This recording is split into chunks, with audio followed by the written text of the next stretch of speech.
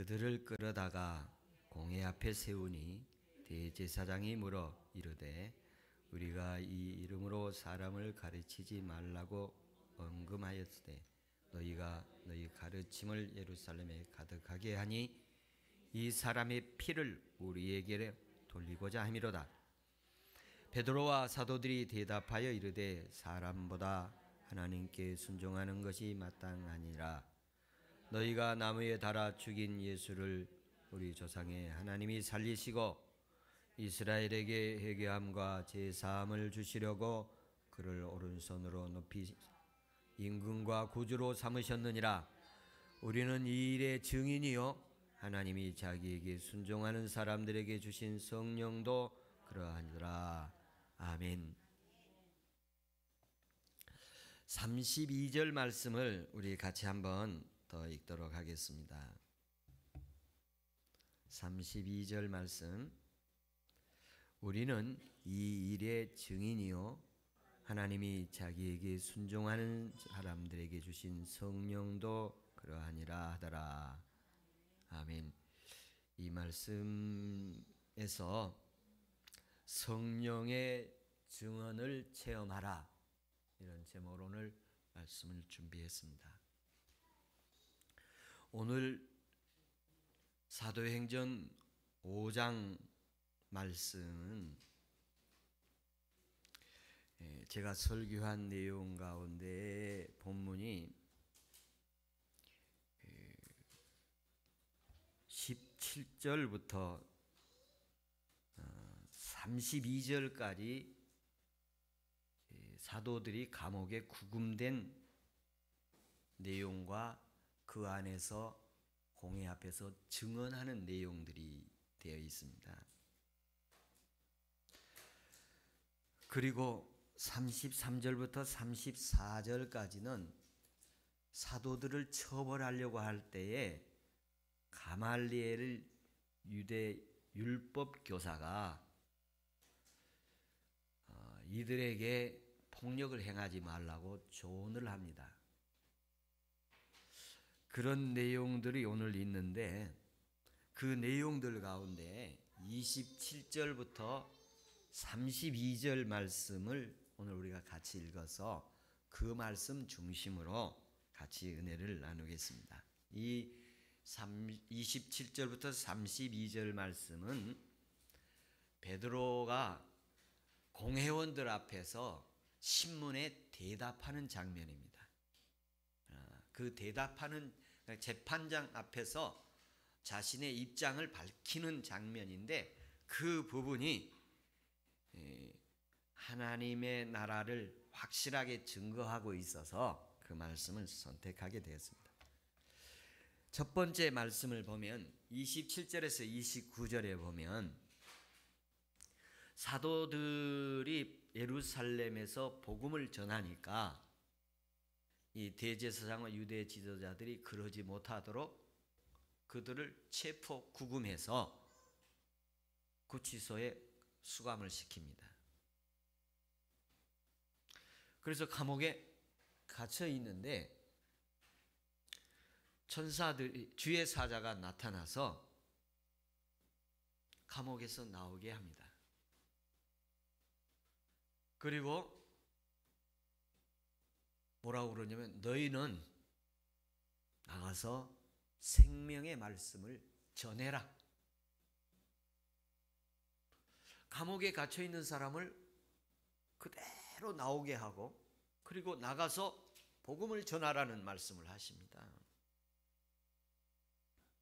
사도들이 새벽에 성전에 가서 예수 그리스도를 전하게 됩니다. 그들에게 가르치게 됩니다. 생명의 말씀을 전하고 생명의 복음을 전하고 생명의 약속의 말씀을 그들에게 전합니다. 오늘도 이 시간 여러분 세상에 이렇게 저렇게 갇혀 있고 매여 있다가 이렇게 성전에 나와 있습니다. 자유로운 몸으로 하나님 말씀 듣는 시간 되기를 축복합니다. 그래서 이제 유대 지도자들이 이제 공회를 소집하고 사도들을 붙잡아 와서 신문을 하려고 감옥에 사람을 보내었더니 사도들이 없는 거예요. 감옥은 그대로 갇혀 있고 지키는 사람도 그대로 있는데 사도들만 없는 거예요. 그래서 수소문해서 알아봤더니 성전에서 예수님을 전하고 있는 거예요. 그래서 성전 경비대를 출동시켜서 사도들을 체포해서 공회 앞으로 왔습니다. 이때의 상황 가운데 하나, 사도들의 순종입니다. 어떤 순종이냐면, 사도들이 감옥에 갇혔지 않습니까? 복음 전하다 갇혔어요. 감옥에 갇혀 있는데 주의 사자가 나타나서 나가자. 나왔어요. 그리고 나가서 다시 복음 전해라. 또 복음을 전했습니다. 성전에 와서. 그런데 여기에서 그 마음이 간단하지는 않았을 거로 보여져요. 기적적으로 나왔어요. 하나님께서 능력을 주셔서 문도 열리지 않는데 그대로 나와졌어요. 그리고 바로 가서 복음을 전합니다. 저는 사도들의 순종이라고 표현했습니다만, 새벽에 21절에 보면 새벽에 성전에 들어가서 가르쳤다, 그런 표현입니다. 즉시 순종입니다. 근데 이 즉시 순종이 어떤 대가를 치러야 되냐 생각을 해보면 또 감옥에 가야 됩니다. 또 위급한 상황이 있고 또 붙잡혀서 감옥에 가고 매를 맞고 재판을 받아야 될 이런 위험한 상황에 처해 있는데 순종을 하는 것입니다. 초대교회 사도들이 그런 위험한 상황에 처해서도 사람들을 두려워하지 않았습니다. 감옥을 두려워하지 않았습니다. 어떻게 이렇게 담대함이 그들에게 있었을 수 있었는가? 여러분, 사람 무서워하지 마시고 하나님 두려워하시기 바랍니다. 세상 두려워하지 말고 하나님 두려워하시기 바랍니다. 이것이 진짜 신앙입니다. 사람 눈치 보지 말고 주님이 항상 나 보고 있음을 기억하시기 바랍니다.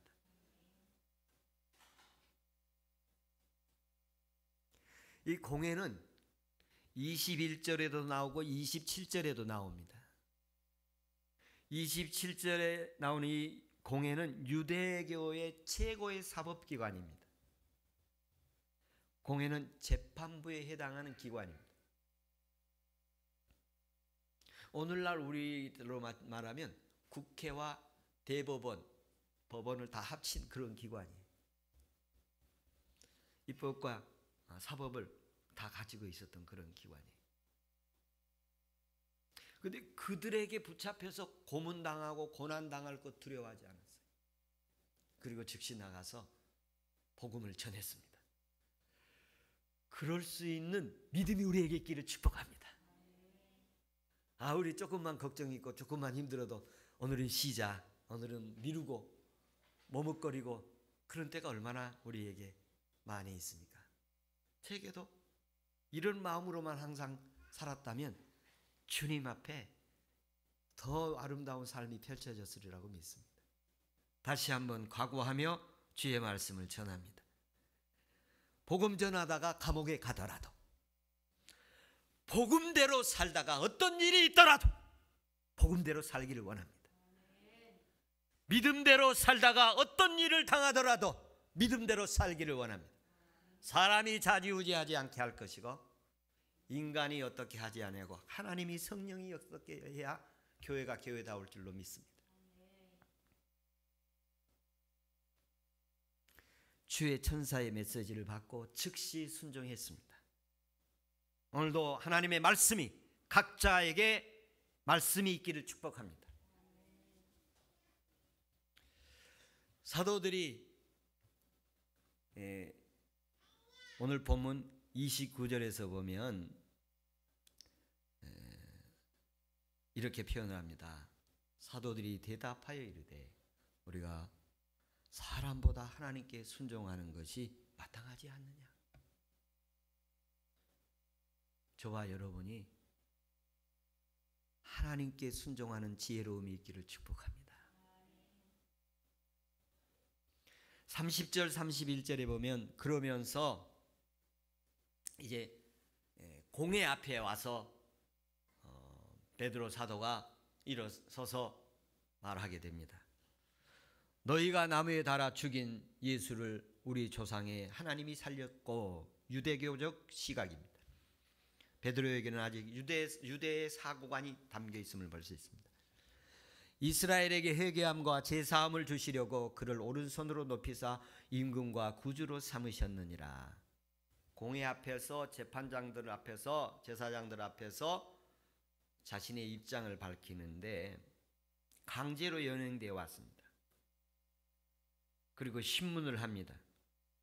왜 전하지 말라고 했는데, 복음 전하지 말라고 엄격히 내가 금지 명령을 내렸는데 너희들 왜 복음 전했느냐? 예수에 대해서 얘기했느냐? 그러니까 또 다시 예수 얘기를 합니다. 너희가 나무에 달아 죽인 예수를 우리 조상의 하나님이 살리셨다. 이 얘기하지 말라고 했잖아. 그래서 또 하는 거예요. 이스라엘에게 회개함과 제사함 주려고 그를 오른손으로 높이사 임금과 구주를 삼으셨느니라. 이 높이셨던 하늘을 올리셨다는 건데, 이 말씀을 하시는 거예요.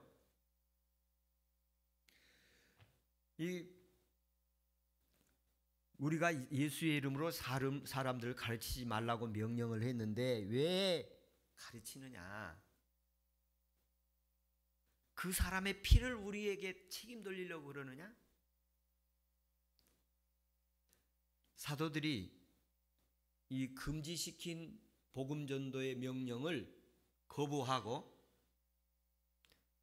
유대교 지도자들이 제일 싫어하는 예수님 십자가에 달려 죽인 것 너희들이 죽였고 하나님은 그를 3일 만에 살렸다. 이 내용을 전하는 거예요. 오늘 이 내용이 우리에게 복음적으로 더 자세히 구체적으로 말씀되어지기를 원하면서 오늘 준비했습니다.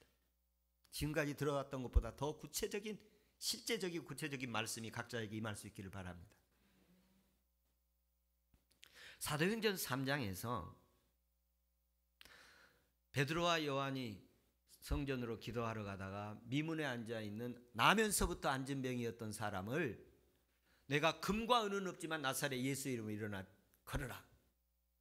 예수 이름으로 일어나 걸으라 할 때 그가 일어나서 곧곧 뛰어 성전에 가서 하나님을 찬양을 했습니다. 그 일로 인해서 이 사람들이 붙잡혀가서 재판을 받게 된 일도 있습니다. 어떻게 이 사람이 낫게 됐느냐? 우리가 고친 게 아니다. 예수의 이름이 이 사람을 성하게 했다. 낫게 했다. 이 시간에도 예수의 이름이 이 땅의 모든 질병을 치유할지어다. 예수의 이름이 사망에 있는 몸을 구원할지어다. 예수의 이름을 전하지 말라는 거예요. 이런 예수를, 이 예수를 오늘 듣기를 바랍니다. 이 예수가 다가오기를 바랍니다. 너희가 죽인 예수를 하나님이 살리셨다. 하나님께서 유대 지도자들에게 이렇게 얘기합니다. 우리는 보고 들은 것을 말한다. 내가 예수 이름을 일어나라 그랬더니 이 사람이 고침을 받았다. 그런데 이거 말하지 말라고 하느냐? 우리는 보고 들은 것을 얘기한다. 그리고 예수님, 너희가 십자가에 죽인 예수님, 하나님이 3일 만에 살리셨고 부활하셔서 우리와 40일 같이 있고 하나님 나라로 승천하신 걸 내가 눈으로 봤다. 만났고 같이 음식도 먹었다. 이런 말씀을 합니다. 그런데 당국자들은 그걸 제일 싫어했어요. 오늘날 교회에서도 예수님 얘기하는 거 싫어하는 사람들이 있다는 얘기를 들었습니다. 설교를 준비하면서. 어떤 분이 목사님 예수님 얘기 좀 그만 좀 해주세요. 그런 분이 찾아와서 얘기했다고 그런 얘기를 들었습니다. 여러분, 교회에서는 예수님 얘기해야 하는 곳인 줄로 믿습니다. 설교 중에 예수님 있어야 할 줄로 믿습니다. 어떤 상황에서도 예수님 십자가 있어야 합니다. 어떤 상황에서도 예수님 부활이 있어야 합니다. 어떤 상황에서도 하나님의 나라가 있어야 합니다. 사람에게보다 하나님께 순종하는 것이 마땅하다고 사도 베드로는 말씀을 합니다. 여러분, 위기 상황에서 붙잡혀 감옥에 가고 재판 상황에서 그 상황에서 진짜로 내가 하고 싶은 말이 무엇입니까? 정말 마지막으로 한마디 하라고 하면 무슨 말씀하겠습니까? 예수님은 나의 그리스도요, 나의 구원자요, 나의 구주요, 나의 임금입니다. 이렇게 말할 수 있기를 축복합니다. 베드로가 너희가 나무에 달아 죽인 예수를 우리 조상 하나님이 살리셨다. 나무에 달아 죽인 예수라는 말은 의미가 있습니다. 우리가 앞부분에서 아나니아 삽비라에 대한 이야기를 했습니다. 아나니아 삽비라가 성령을 속이고 그 자리에서 죽음을 당하는 일이 있었는데 혼이불에 말아서 바로 장례를 치르는 일이 있습니다. 예수님도 십자가에 달려 죽으시자 바로 장례를 치르는 사건이 나오게 됩니다. 이거는 그냥 된 것이 아니라 성경에 나타난 근거에 의해서 되는데 신명기 21장 23절에 보면 그 시체를 나무 위에 밤새도록 두지 말고 그날에 장사하여 내 하나님 여호와께서 내게 기업으로 주신 땅을 더럽히지 말라. 나무에 달린 자는 하나님께 저주받은 자이니라. 나무에 달아 죽인 사람들은 하나님께 저주받은 자이므로 당일에 장례를 치르도록 요청을 하고 있습니다. 갈라디아서 3장 13절에서도 그와 같은 말씀을 하시고 계시는데 그리스도께서 우리를 위하여 갈라디아서 3장 13절 그리스도께서 우리를 위하여 저주를 받은 바 되사 율법의 저주에서 우리를 속량하셨으니 기록된 바 나무에 달린 자마다 저주 아래 있는 자라 하였습니다. 하나님의 저주받아 죽었다고 이스라엘 백성들 예루살렘 시민들은 십자가 달려 나무에 달아 죽이라고 외쳤습니다. 그는 하나님의 이름을 모욕하는 자라고 했습니다. 그러나 하나님은 그를 살리셨습니다. 여러분 여기서 대제사장들은 우리가 그 사람 죽였다고 우리 손에 피값 찾으려고 그러는 거 아니냐 그렇게 얘기를 하지요. 사실 그 사람들은 예루살렘 시민들을 선동하고 그리고 충동해서 백성들을 일으켜 바라바를 놔주고 예수를 십자가에 못 박이도록 뒤에서 조종한 사람들이었습니다. 복음서에 그게 너무 적나라하게 다 나와 있지 않습니까? 그런데 여기에 와서는 우리에게 그 피값 돌리려고 그러느냐 그렇게 얘기를 합니다. 조금 더 나아가서 예수 그리스도의 십자가의 죽으심을 보면 믿음의 사람들은 어떻게 고백을 하게 되느냐 하면 예수님 십자가 지어서 죽은 것 나무에 달려 죽으신 것은 나를 위해서 죽으신 것이다. 나 때문에 죽으신 것이다. 내가 죽인 것이다. 바울은 내가 그리스도와 함께 십자가에 못 박아 죽었나니라고 말씀을 하십니다. 이것이 진짜 신앙인 줄로 믿습니다. 내가 죽인 게 아니야. 나 때문에 죽인 거 아니고 나 그 부분에 대해 십자가의 죽음에 대해 책임이 없어. 이런 사람이 아니라 그리스도인이라 하면 예수님이 나를 위해서 십자가에 죽으셨다고 믿는 사람들이요 고백한 사람들이고 시인하는 사람들인 줄로 믿습니다. 여러분 예수님이 십자가에 죽으신 것이 누구 때문입니까? 대제사장들 때문입니까? 가룟 유다 때문입니까?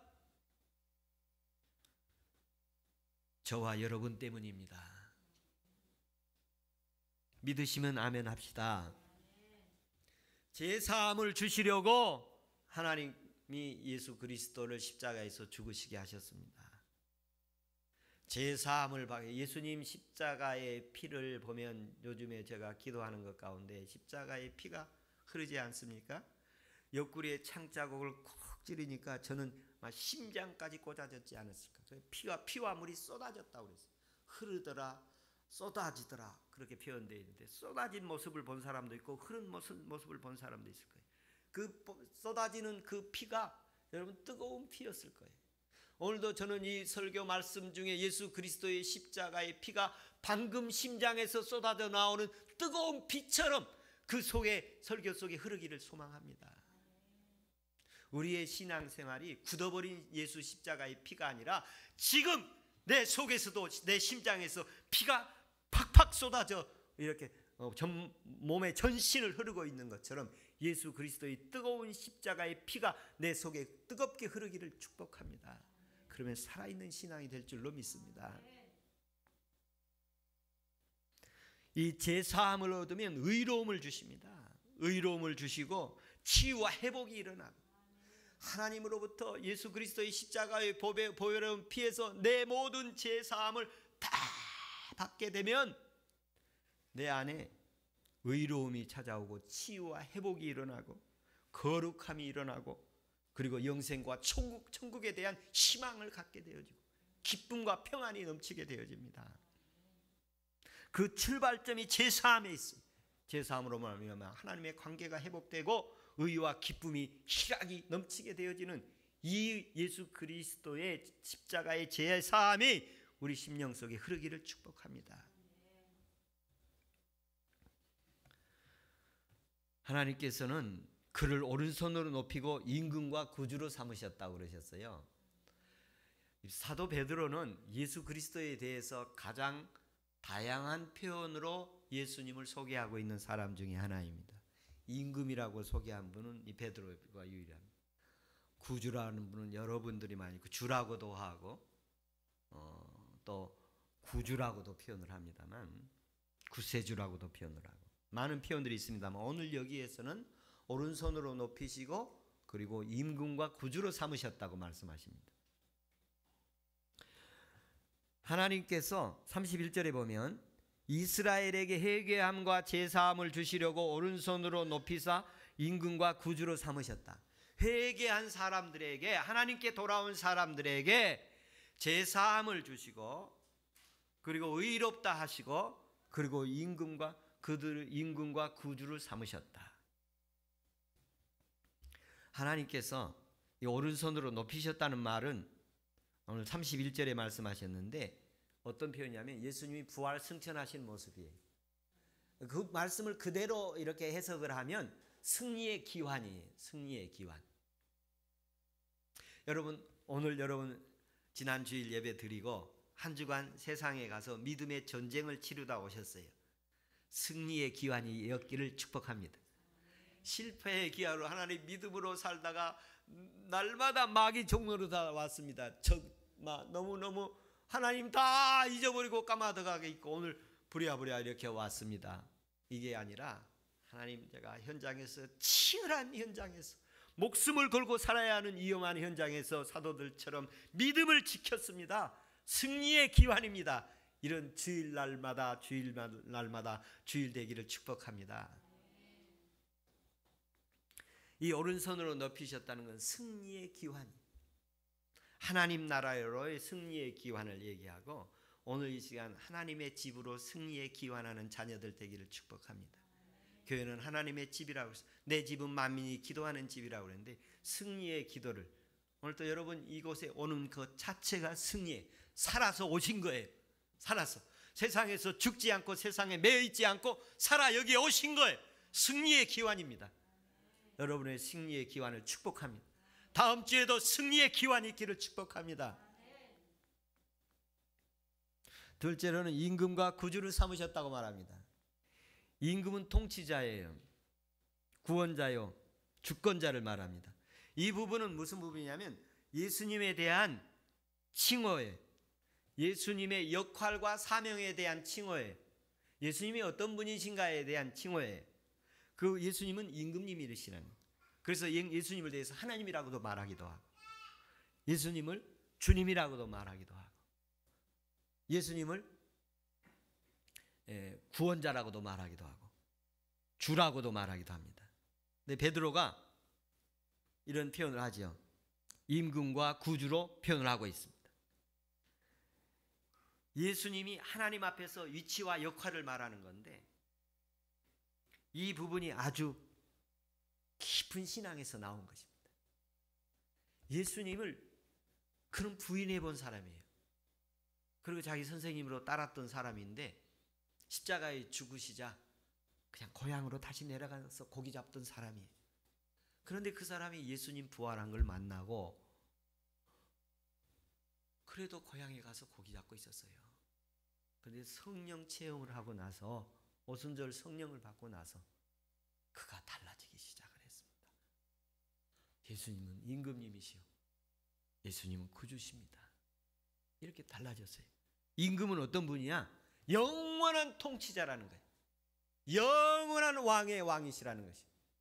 만왕의 왕, 영원한 주인이시라는 것입니다. 저와 여러분의 삶의 여정 속에서 모든 부분에 예수님이 왕이시기를 바랍니다. 예수님이 임금이시기를 축복합니다. 저는 이걸 보면서 임금 하니까 무슨 생각이 났냐면 저희가 임금 시대가 아니잖아요. 임금님은 옛날 책에 벌거벗은 임금님만 내가 배워서 벌거벗은 임금이 얼마나 많이 내가 생각나게 하는지 그걸 없애려고 아주 노력을 했습니다. 여러분, 임금이라는 표현은 최고의 통치자를 말합니다. 최고의 통치자. 베드로가 일생을 복음 증거하는 것 가운데 가장 예수를 높여서 표현하는 것이 임금이라는 표현입니다. 여러분, 예수님을 가장 높여서 부르시는 은혜가 있기를 축복합니다. 사도행전 2장 36절에 우리를 구원자 되게 하셨다, 이렇게 표현을 하십니다. 그 다음에 어떤 표현도 있느냐면 이 구주가 되게 하셨다, 이런 표현을 하셨는데요. 이 구주는 우리를 죄와 사망에서 구원하신다는 표현입니다. 구주가 되셨다는 표현을 더 분명하게 요약하면 한 5가지가 있는데요. 어디서 우리를 건져내셨느냐. 이 구주라는 말은 건져낸 자라는 말입니다. 건져낸 자, 살려낸 자, 구원한 자라는 말, 구출해낸 자라는 의미입니다. 여러분, 구출해내기를 축복합니다. 하나님이 살려내시길 바랍니다. 하나님이 해결해 주실 줄로 믿습니다. 어떤 곳에서 우리를 해결해 주시냐면 죄와 사망에서 구원해 주십니다. 여러분, 지난 주일날 마귀는 우리를 따라다닌다고 그랬어요. 그리고 따라다녀서 우리에게 딱 붙어요. 못하게 해야 되는데 가만히 있으면 우리 와서 들어와요. 들어와서 심해지면 중독되어지는 거예요. 생각으로 따라오게 됩니다. 마음으로 따라오게 돼요. 물리치기를 바랍니다. 죄가 따라오면 죄 물리치고 죽음이 따라오도 죽음 물리치는 은혜가 있기를 바랍니다. 세상에 나쁜 습관들도 이게 습관이 자꾸 되어지면 그 사람이 인격이 된다고 그러지 않습니까? 이거 물리쳐야 됩니다. 게임도 물리치고 흡연도 물리치고 음주도 물리치고 악습도 물리치고. 여러분, 따라오는 것 계속 자기가 두어지면 마귀의 노예되어 버립니다. 여러분, 죄와 사망에서 구원하시는 주님이십니다. 예수 그리스도는 어떤 구주시냐면 우리를 죄와 사망에서 구원하십니다. 여러분, 한 번도 안 죽어보셨죠? 사실 그런데 우리는 매일 죽잖아요.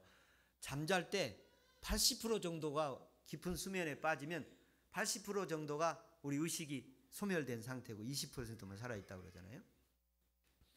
그리고 꿈을 많이 꾸는 장면은 한 20%만 잠들었고 나머지는 살아있다고 그런 표현을 하는데 제가 들은 얘기입니다만 이걸 우리 날마다 죽고 있는 거예요. 죽었다 살아나잖아요. 아침에 깨어나죠. 죽지는 않고 잠들었다 깨어나는데 이 죽음으로 가는 걸 보여주고 있는 거예요. 보여주고. 여러분, 진짜 죽음이 찾아올 때가 있어요. 진짜 죽음이, 저나 여러분이나 누구든지 그때 예수님이 구원하시는 은혜가 있기를 바랍니다. 그때에 죽음을 들어갈 때에 예수님이 구원해서 천국으로 가게 하시는 거예요.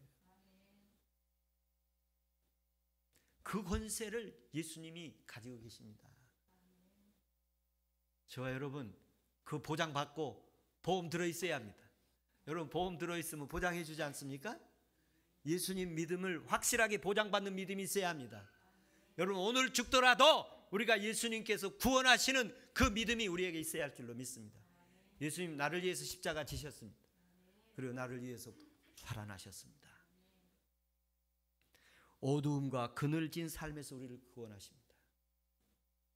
예수 믿으면 어떠한 사람도 그 중독에서도 살아나게 하시고 어떠한 그늘진 생활에서도 구출해 내십니다. 예수님 만나면 새 사람 됩니다. 그늘진 삶에서 어두운 삶에서 예수님이 구출하시는 구주가 되어주시는 은혜가 있기를 축복합니다. 질병과 질곡진 삶에서 구원하십니다. 질병에서도 어떤 질병에서 예수님 구원하십니다. 이금혁 권사님 예수님이 이 시간 예수님의 이름으로 깨끗하게 치유될지어다. 통증이 하나도 없게 될지어다. 김복실 권사님 다리 수술해서 온전히 걷게 할지어다. 수술하신 분들이 있는데 후유증 없이 깨끗이 회복될지어다. 어떤 질곡진 삶에도 삶의 참 우여곡절이 너무 많아지고 있어요. 너무나 급변하고 있습니다. 이 질곡진 삶에서 하나님이 구원하신 은혜 있기를 축복합니다. 여러분 세상이 갑자기 물가도 폭등하고 삶이 굉장히 어려워지고 있어요. 대처하는 게 너무 만만치가 않습니다. 여러분 그 삶의 현장에서 살아오시느라고 정말 수고 많으셨어요. 하나님이 위로하시고 새 힘 주셔서 어떤 질곡진 현장이라도 하나님이 구출해내신 승리의 은혜가 있기를 바랍니다. 사업 현장에서도 마찬가지고 학업의 현장에서도 마찬가지고 가정에서도 하나님이 구출해 주시는 은혜가 있기를 축복합니다. 저주와 진노의 삶에서도 구원하십니다. 여러분 주변에 저주와 진노가 많습니다. 잘 되는 걸 보지 못해서 진노와 저주, 방해, 하나님 배신 엄청 많습니다. 여러분 가까운 사람에게 배신당합니다. 조심하시고 또 요즘에 감옥에 가보면 사기로 온 사람들이 엄청 많습니다. 누구에게도 사기당하지 않기를 축복합니다. 사기당한 사람 누구에게 사기당하냐면 가족이나 친척이나 친구들의 가까운 사람에게 사기당하지 모르는 사람에게 사기당한 사람 아무도 없습니다. 믿었던 사람에게 사기당합니다. 어떤 진노와 저주에서도 예수 그리스도의 구원해 주신 은혜가 있기를 바랍니다. 하나님 막아주시기를 축복합니다. 마지막으로 어떤 곳에서 구주가 되어주시느냐? 심판과 본물에서 불못에서 심판과 불못에서 구원해 주십니다. 우리는 하나님 나라에 갔을 때 심판받습니다. 그때 어떤 심판을 받느냐? 우리는 상급을 주시는 이 땅에서 냉수 한 그릇도 잃지 않으시고 하나님께서 우리에게 선행을 베푸신 것에 대해서 다 상을 주실 것입니다. 그리고 불못, 유황불이 타는 불못으로 가는 곳에서 우리를 건지셔서 하나님 나라의 하나님 품으로 인도하실 것입니다. 하나님이 심판을 받아 불못에 던져질 영혼을 구원하신 것을 보게 될 것입니다. 주께서 은혜 내려주셔서 예수 그리스도께서 임금과 구주가 되셨다. 너희가 십자가에 못 박은 나무에 달아 죽인 예수 임금과 구주가 되게 하신 그 은혜가 우리에게 있는 줄로 믿습니다. 그래서 32절에는 이렇게 말씀합니다. 우리는 이 일의 증인이요 하나님이 자기에게 순종하는 사람들에게 주신 성령도 그러하니라 하더라. 우리도 증인이고 성령도 증인이라고 말합니다. 성령이 이 일의 증인이라고 말합니다. 이것에 대해서 성령이 증인이라는 말, 예수 그리스도의 증인이라는 말합니다. 추가로 설명드린다면 요한복음 15장 26절에 이렇게 표현되어 있습니다. 내가 아버지께로부터 너희에게 보내실 성령 곧 보혜사 곧 아버지께로부터 나오시는 진리의 성령이 오실 때 그가 나를 증언할 것이. 성령이 오시면 성령이 예수 그리스도에 대해서 증언하신다는 거예요. 그러니까 예수 그리스도에 대해서 증언이 이루어지는데 사도 베드로가 공회원들 앞에서 이루어지지 않습니까? 너희가 십자가에 달아 죽인 예수 하나님이 살리셨다. 그런데 하나님이 살리신 그 예수를 하늘로 높이시고 임금과 구주를 삼으셨다. 이 일에 내가 증인이다. 그런데 나만 증인이 아니라 성령도 증인이다. 이런 말씀을 하십니다. 저는 이 말씀에 오늘 가장 제 소름이 돌아왔어요. 소름이 돌아왔습니다. 내가 증인이어야 되겠다. 어떤 상황에서 내가 증인이어야겠다. 베드로처럼 어떤 상황에서 내가 증인이고 여러분도 어떤 상황에서도 그 증인이시길 바랍니다. 근데 어떤 상황에도 그 증인이 되시려면 성령이 내 안에서 먼저 그 증언이 있어야 한다는 것입니다. 성령이 내 안에서 예수 그리스도가 나의 구주고 임금이시다라는 것을 증언해 주시면 우리가 어떤 상황에서도 그 증언을 할 수 있습니다. 성령이 하지 않으면 무서워서 도망갈 수도 있고 무서워서 모른다 할 수도 있고 손해볼 것 같아서 외면할 수도 있어요. 그러나 성령이 우리 안에서 예수 그리스도가 나의 증언을 해주시면 나는 어떤 위험이 하고 죽음이 오고 어떤 손해가 오더라도 예수님은 나의 임금이요 나의 구원자이십니다. 예수님은 나의 하나님이시요 나의 구원자이십니다. 증언하게 될 것입니다. 사람이 증언하는 것도 중요하지만 성령께서 직접 우리에게 증언해 주시면 깊은 깨달음이 오고 확실히 오고 그리고 내가 부인할 수 없는 외면하고 거절할 수 없는 예수님이 내게 다가와서 그에게 충성하게 만드는 것입니다. 그래서 우리는 공회 앞에서 재판을 받을 각오를 하고 예수는 나의 임금이요 나의 구주이십니다. 예수님 나를 위해서 십자가에 죽으셨습니다. 너희가 십자가에 죽인 예수 나를 위해서 죽으셨고 나를 위해서 살아나셨고 하나님이 높이셨고 그리고 성령을 보내셔서 나에게 확신을 주시고 이제 어디서나 어떤 때나 내가 비록 믿은 대로 다 살지 못할지라도 예수님은 나의 구주이십니다. 내가 몸에 병들었어도 주님은 나의 구주이십니다. 내가 비록 가난하고 무식하더라도 배운 것이 없더라도 주님은 나의 구주이십니다. 나의 임금이십니다. 목회를 이렇게 하고 있더라도 주님은 나의 구주이시요 임금이십니다. 하나님이 살아계시고 하나님은 내 아버지시요 예수님이 나의 구원자이십니다. 사도들은 권력자 앞에서 금지 명령을 어기고 과감히 확실하게 했어요. 너희가 죽인 예수 하나님이 살리셨다.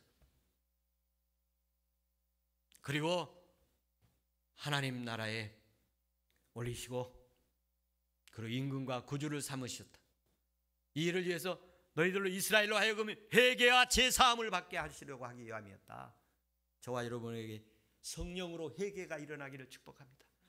내가 죄의식을 가책을 느끼고 내가 양심의 가책을 느끼고 내가 하나님 앞에 잘못을 인식하고 또 그리고 자백하고 고백하고 그리고 이제는 다시는 그러지 않겠습니다. 이런 과정들이 있겠지만 그런 과정들 속에 성령이 개입해서 성령이 나를 돌아서게 하고 성령이 나를 예수 믿게 하고 성령이 나를 말씀을 볼 때 깨닫게 하고 성령이 나를 말씀을 듣게 하시고 성령이 내 입을 통해서 전하게 하시고 성령이 내 눈을 열어 보게 하시고 성령이 내 귀를 열어 듣게 하시고 성령이 내 입을 열어 말하게 하시고 그래서 예수님을 보고 듣고 만나는 역사가 있기를 축복합니다. 그렇게 만나면 강하고 담대하게 전할 수 있습니다. 저는 오늘 말씀을 준비하면서 우리도 증인이고 성령도 증인이라는 말씀에 아주 소름이 돋는 그런 장면이 있었습니다. 거부할 수 없는 이 확신. 지구가 돌지 않는다고 말해도 도는 것처럼 내가 예수를 모른다고 해도 예수님은 내 속에서 인정되어지는 그 은혜가 있기를 축복합니다.